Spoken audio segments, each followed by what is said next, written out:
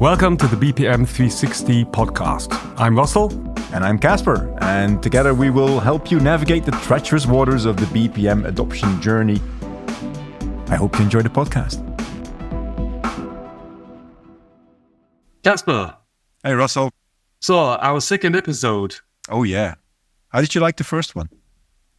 I liked it. And I thought it was good that we managed to set a framework for us to continue with the next episodes. And I think that's what we agreed upon, that we want to jump into each of these topics we mentioned around the framework, which we now have in our background here. Yeah. Just as a reminder. Very conveniently, yeah. We'll start doing some deep dives in each of these topics. And just following up on the last episode, I was thinking about, because we did stress also who this podcast is for and what the real intention is, and also to a certain extent where we see the purpose in our doing and communication. And one of the aspects I really liked as we left parted at the railway station was that we really want to spread positivity around the topic business process management without going over the top on just the pure classical marketing phrases that are out there. So we do both realize that it's a challenging topic.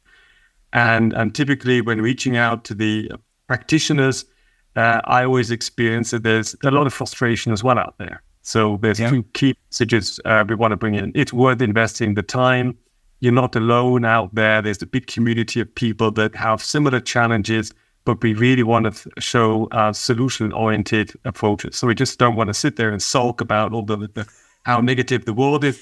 Yeah. Spread it positivity, but on a pragmatic, realistic basis. Yeah. So really getting people together to communicate and also give hints and insights on how to make things work, and also just to sustain the momentum that people have and to build on that. So that's I think is a roundup of the outcome of the last episode where we met, but also a bit of the credo for the next episodes on what we're doing and how we want to dig into the topics here. Oh, cool. Yeah, because I totally agree. I mean, it's very easy to go all doom and gloom on implementing BPM because it's a vastly complex topic. But every complex topic was complex only once. After that, you can simply repeat certain things and best practices. So let's find those. And I like that there's this, you all know Simon Sinek. He has this podcast called A Bit of Optimism. And I like to think that we're trying to do that for the BPM community. Yes. So just let's dive in episode number 2. True. Yes. And we covered the frameworks, starting with the sponsorship topic, and in here we, briefly went into the 2 key aspects around the sponsorship and the stakeholders, and I think we want to dig more into the topic around the sponsorship, which is typically the crystallization point of BPM initiatives. Yeah, it's at the beginning and the end. Well, whatever that means. Absolutely, it revolves around the sponsorship. So maybe you want to just dig into the certain aspects around the sponsorship, and we just discuss what we think is vital to understand here when talking about this topic. Yeah, I think that's a great idea. So I think the first point I like to stress before we even dive into why having an executive sponsor is important is that whenever you start a BPM initiative, you can start it really small, and they typically they tend to start small, which is absolutely fine. It's perfect. So for the first time being, you would need, bless you, my friend, you would need to have a sponsor. The particular sponsor that we're talking about in this episode is the executive sponsor, and that is the person that you need to have on board if you want to scale a BPM project, either to a large part or maybe the entire organization. So everything that I would touch upon today is from that perspective, just to make that clear. Having said that, I think what is one of the main reasons why you need an executive sponsor? Well, I think it's not much more different than with any other project. You need somebody who provides a budget and who provides a mandate. I think these 2 things are quite important because without them, what are you going to do? You'll just be living at the fate of some free time that you have and some willingness that people show to help you. If you really want to do a let's say a professional implementation of anything, you need mandate, you need budget. Wouldn't you agree with that? Absolutely. However, when you say executive sponsorship, there's this ideal world where you go to the top of the top, and there's somebody with a big budget and a clear mandate, and then he has a big idea and he says, "But I've got the time. Let's start off small." And he hands over the budget with the big mandate, and you start working. So the ideal world, yes, that's. I think everybody would say agree. It says any initiative, any project is best case. You have a top sponsorship and clear mandate. Reality, I think, is more complex, and I think this especially with BPM, the balance between thinking big on holistic approaches of where you want to be. Understanding the journey there is very, as I said, it is more about building up capabilities in an organization, changing the company culture, going through steps of maturity on getting to this level. That requires a long span of intention for the sponsorship. Yeah, and then I think especially the initiation point of your thinking starts, well, what does that actually mean? Typically, it's around some real pain point or one key initiative where BPM can prove itself, is that its key principles are valid. And there is this return on invest or even in investing it that makes sense because it does it more holistically than any other project-oriented approach. So I think here, I think that the challenge is for this window of opportunity to address the sponsor, which could also be some kind of management board, and addressing them with let's say the elevator pitch on business process management. True. And this is where I see that there is sometimes it really is a narrow window of opportunity where certain even departments that have been thinking of revolving around process orientation, like quality management, lean initiatives, or even IT oriented, I'm thinking, projects or in IT departments, that is sometimes really is, I know it sounds terrible, but this to a certain extent, it's a bit of pure chance that they said you have to identify and be attentive to say, now we have the possibility to speak up, develop a clear roadmap and lock it down onto a specific initiative that has a pain point currently in the organization that catches the attention of the sponsors for them to go in boldly and then state your case. Yeah, and that's something of I know it sounds. I think it's always really interesting to see how often we take sometimes weeks or months of fine tuning the offering, and on the pitch, and then really getting in the right moment to get just this attention to then get the budget allocated for a certain initiative where we are positive that it will have a positive impact, and we set all our focus on getting this running, and then constantly feeding the sponsor with the feedback he wants to hear from the organization. Yeah. So as I said, the ideal situation is I think clear where one wants to be. And I think it's good that we do dig more into, so what do we need the sponsor for at the beginning, during, and long term? Yeah. What role does he play, and how can you actually develop him, and in the collaboration and communication interactively with the BPM initiative to keep him on that high level of attentiveness that you require. But the starting point, the initialization point of grabbing the attention of the sponsor, that is something I think is super challenging. Yeah, absolutely. And they're always looking for the quick returns. So I think it comes down to identifying the real pain point initiatives that really are strategic, and where the company is struggling currently to get it, let's say, first time right.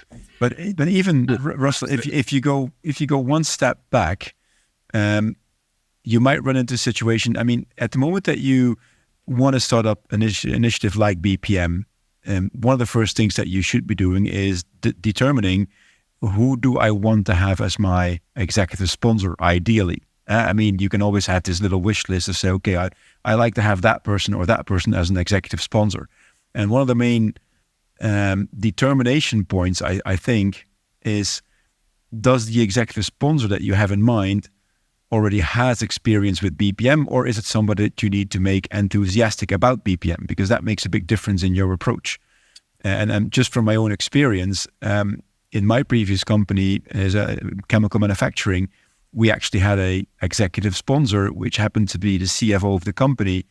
And he came from another company that was already engaged in BPM quite heavily.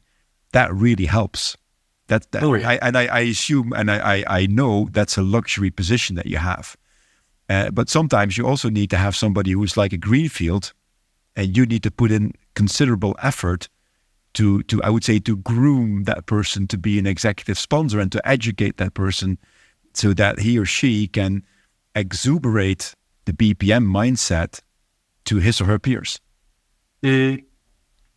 And here, I think around the topic of, I think we initially also started talking about, so what is BPM really about? And I think you mentioned transparency as one point. I talked about building the bridges, and we also were talking about transparency and allocating accountability and responsibilities. And I think this is like, when you take BPM, the people sometimes have a rough or clear understanding of process management. Yes, it's important. They somehow allocate it somewhere. But I think on sponsorship level, you really need to address these topics around transparency and accountability as something where you can really grab their attention, because they typically they have their pains in, they look down at their organization, they have like their near peers. But when things get complicated, they want to be able to say, who do I put this on? Who do I put this task on? Who do I put the responsibility on? Who can I grab and say, look, why isn't this working? Well, you make this work. And I think what happens nowadays in these complex operations, the hierarchical organization as it's there, it's a boundary where people can duck away from real responsibility, from operational responsibility, because they can always say, it's complicated, or I didn't get what I needed to get to be able to provide. So everybody's going into this compartment, or can hide in these compartments. So principally you can say financials, it's your responsibility, but they say yes, but sales didn't manage the contract properly. So so a lot of this discussion around where are we really having problems gets diluted via the organizational boardrooms and interfaces you have there. So that's why I think the topic of having like end-to-end responsibility is actually then saying, I want to hammer this down, and my outcome is the, let's say, customer satisfaction based on some, let's say, metric like on time in full.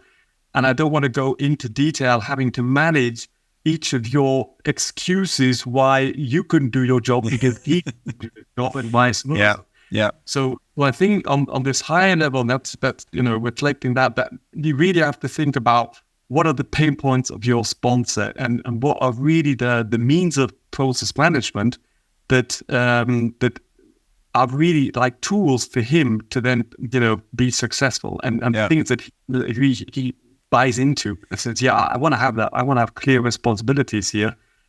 And I think this accountability and responsibility point around the process management is interesting because they have such dynamic organizations. So the companies are reorganizing, they're centralizing. And along this, I think they organizations struggle in having that flexibility on being able to have that that operations model that can grow and be scalable with an organization. So to a certain extent, having like this young, let's say, accountability across the processes helps them decouple their acting on a strategic transformation, on their journey they're going through on, continuously having to tackle the challenges they have, decouple it from the current, let's say, organizational situation, because it's like growing and changing and evolving. But I think for the top level sponsors, they want to have like a virtual metrics organization they can grab onto and say, I need my operation to change, adapt, and I need some accountability here. So I think it's something that really strongly resonates with these sponsors. Yeah, so on top of that, one of the tricks I typically tell my customers as well is, listen, if you want your BPM initiative to be successful, trying to find that one or two strategic initiatives that they've defined, and you can find them in every annual report within the first 10 pages. Find them and connect to one or two of those where you have that clear connection to say, okay, so we want, as an example, we want to engage and grow in operational excellence. Well, operational excellence thrives on having a process management minded mindset, so to speak.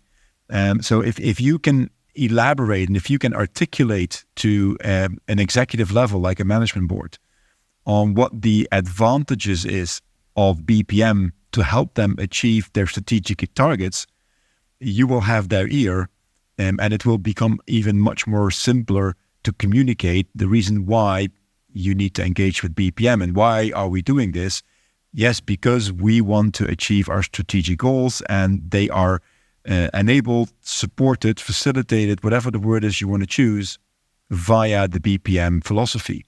So that can help, and that's one way to make your executive sponsor I would fall in love with BPM, because it's a courtship in the end. I know that's a very good example, and I also had one of my consultants, and we were looking at a maturity model for a company, and they want to realign their business BPM initiative and define the strategic goals, and they were saying, yeah, how should we do that? Should we take like these more generic objectives for BPM? And I said, no, look, come on, just check the website. I said, check the website. Yeah, exactly. Website, and go to the, let's say, PR investor relations site, and just look what the key topics are that they communicate to the outside world, that they stand. What is their mission? What do they really stand for? And there's this one utilities company, and clearly everything around sustainability and environment, and they have these some other things around procurement, that they, make sure that their, sourcing partners are also compliant and certified. So just take these 4 topics, and each one you argue, what is the value of process management in the context of sustainability? Where the processes and transparency around the processes and the risk controls that need to be managed on all these processes.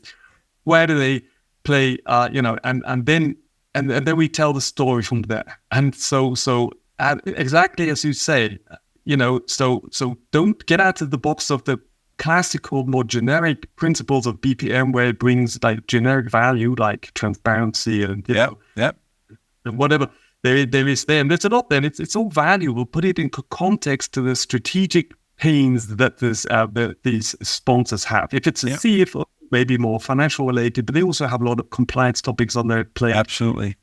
CEO, more around his operations, or do they have growth strategy? So how are we going to support the merger acquisition, due diligence, like topics that the CEO may have in his growth strategy, or is it more around competitiveness and customer satisfaction? There's all these high level topics where you say, look, now to break that down and say exactly what your initiative is going to help do better in the future, and that's how I think you get a good baseline on, and also identifying priorities in the initiatives you can do with BPM. Ultimately, which pilot you're going to pull out to prove your point. Yeah, absolutely.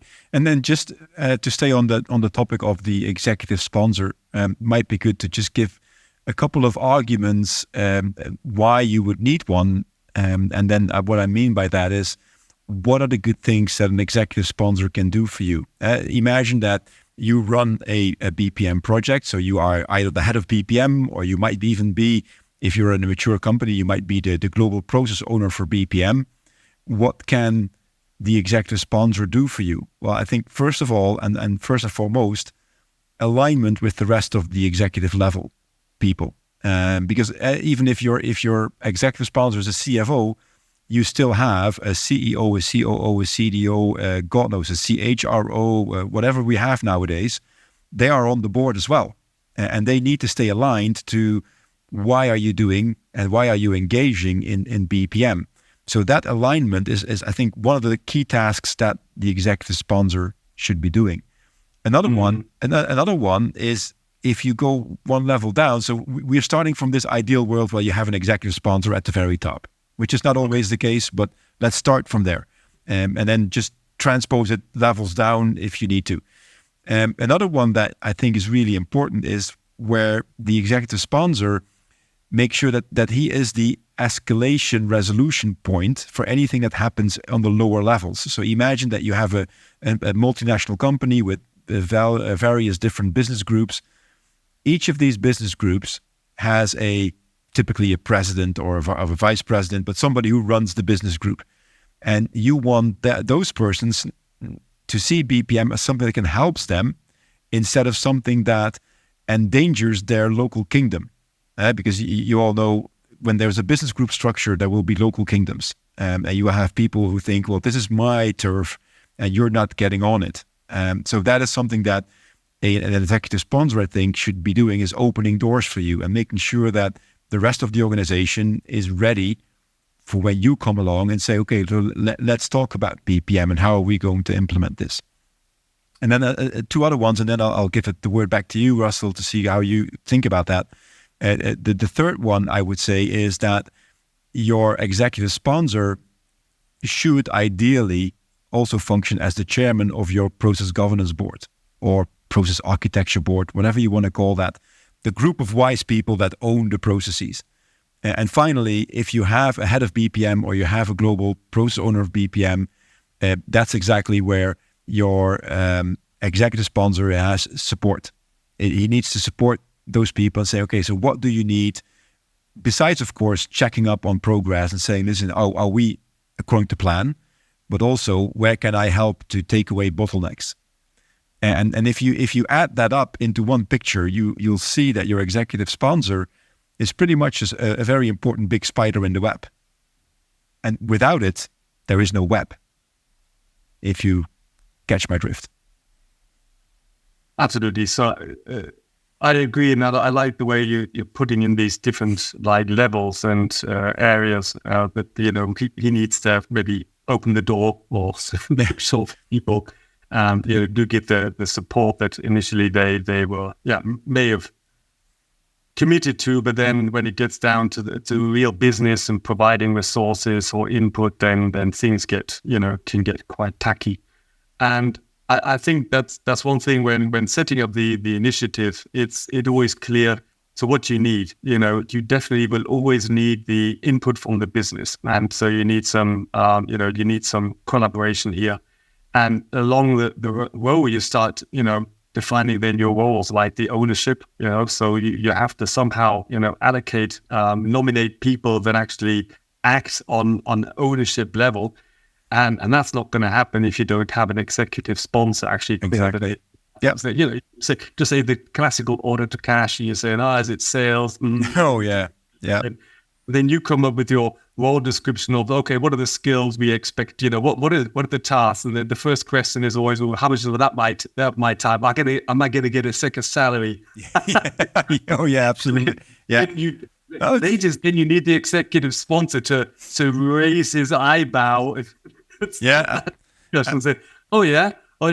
Is this the attitude?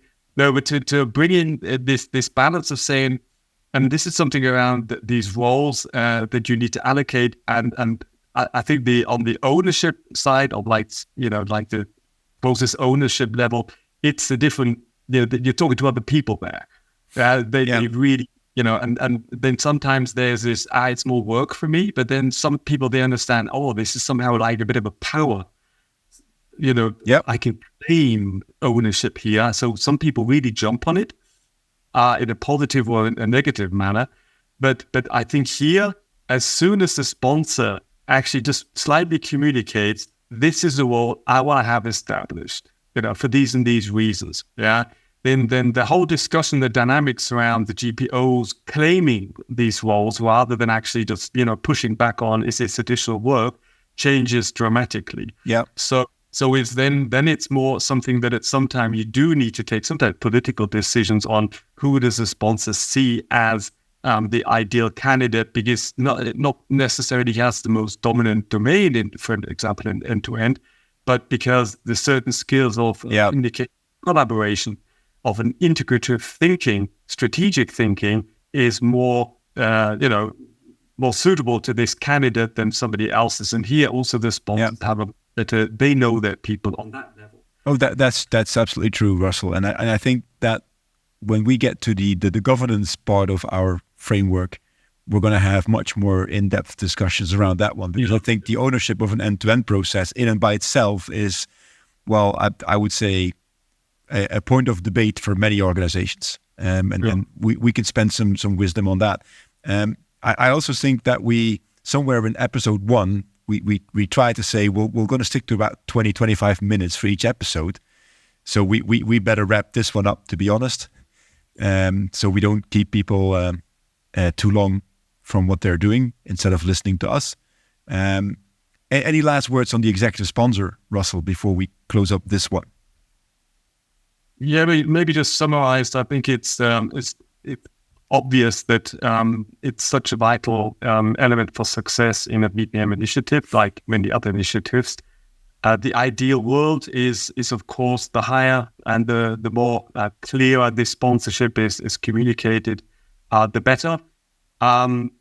Grabbing the attention and resonating with the sponsorship level, whatever level he is and whichever person you can address, is really to reflect what the value of BPM is in the context of his personal or her personal pains that she has on a strategic level. And there's lots and lots of points you can dig in there, but it's I think that summarize, it's very important that you do not take BPM as something that is just that is so obvious to other parties. So people that are working with BPM a long time, they get it and they're really into it. But you have to, go out and say, what is the value of the service this offers to whoever we're talking to, but here specifically the executive sponsor on a strategic level, and really continuously work on that value contribution of BPM to the organization. And then with whatever executive sponsor you have on which level, then exactly really work and talk to him openly about the support he can offer and has to offer in order to support you. And I think, when you have them as a sponsor, they get it and they know their organization best, they know how to communicate with them best, and they can give you also exactly the advice that you need to be successful on your initiative. So it's not somebody who just opens up the money and gives budget, but it really is a partnership where you also can grow on the inputs from sponsors. And I think you've also seen some great executive sponsors around this topic. Absolutely. And that just, sometimes really, be called on their maybe wisdom on, how to make things happen on a corporate level. I think the best ones, they practice what they preach, because that is such a powerful behavioral role modeling function that we even didn't touch upon today. But that wise words, Russell. Thank you for that. Let's reconvene for episode number 3. Super. All right. Thanks. Cheers. Bye. Bye.